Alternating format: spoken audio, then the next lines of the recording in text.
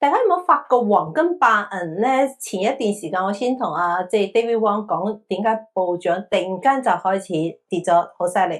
點解避險資產咧唔避險啊？咁黃金白銀呢個爆嚟嘅背後有啲咩嘢黑數喺度推動咧？今日我哋就請咗 David Wong 咧，同我哋一齊上線分析下。David 你好啊！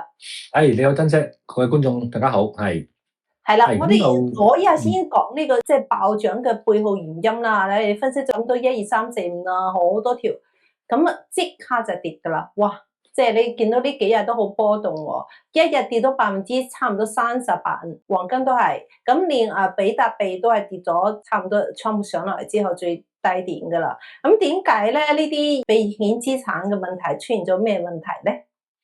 係。咁首先嚟講咧，就之前我哋講過次啦，啲所謂加密貨幣咧，其實就呢個名叫加密啫，冇乜貨幣唔加密㗎。有通知我同珍姐今晚去印啊。咁啊，第一個，第二個嚟講，比特幣咧，其實好多時候就更多嘅係一種結算或者係即係亦都係有啲人攞嚟結算，有啲人攞嚟投資，有啲人純粹係投機嘅三種啦。咁我先分一分所謂投資同投機嘅。投資相對你會清楚自己做乜嘢，你都用心去研究啊，睇多資料啊。咁所以有啲人話點解投資股市同投機股市區別就係你每日要花幾個鐘頭睇新聞啦，你會做研究啦。咁投機乜嘢？聽到人話好就好，即係有種即係其實種賭博咁咯。咁啊投資你可以認為都係叫賭博，但係賭博相信你會真係要記牌，即係好似人哋講一副牌54隻，加埋咁你真係會去認真記人哋出咗幾隻牌啊，下一隻出幾多牌嘅機率幾多？呢啲叫投資，即係你真係通過計算咁將自己嘅勝率提高，呢種叫用心啲去做嘅投資啊。但唔表示唔係賭博，即係賭博嘅即係純粹賭博就係我哋講 gambling 就係即係完全係講運氣啦。咁呢種投機。咁黃金首先講黃金點解最近一個即係暴力拉升嘅暴力下跌啦，金銀都係啦。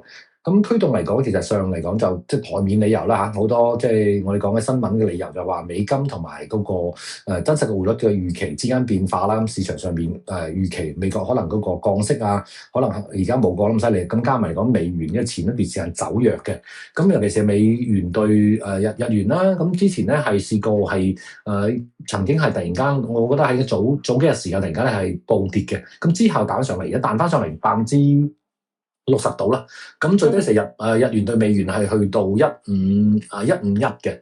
咁日元同美元點解結算咁重要？因為日本咧係央行係向全球提供流動性嘅主要嘅發動機，即係話其實上因為日本係曾經如果係大家有啲年紀知道，就上個世紀就7、8、9呢三個，即係70年代、80年代、90年代係一個黃金時期咧。日本係差唔多最有錢國家之二啦，排第一美國啦。咁佢到要收購好多資產咧，咁當時係一個叫做快速發展嘅時候啦。咁但係日本就而家一種叫老去經濟體啦，基本資金都係變咗啲女養老金啊，同埋老一輩嘅人會有。咁呢啲資金咧，好多時候就作為一個即係佢向全球提供流動性，咁啊呢啲資金往往佢同日元嘅變化、美金變化會影響全球個我哋講緊錢流動啦。咁呢個係一個台面理由啦。第二個原因就係話即係呢個地緣風險啦。咁前一段時間一個就係嗰個伊朗同埋以色列同埋美國之間關係咧，突然間地緣政治又緊張啦，咁又加劇咗嗰個好多人諗住買黃金白銀嚟對沖啦。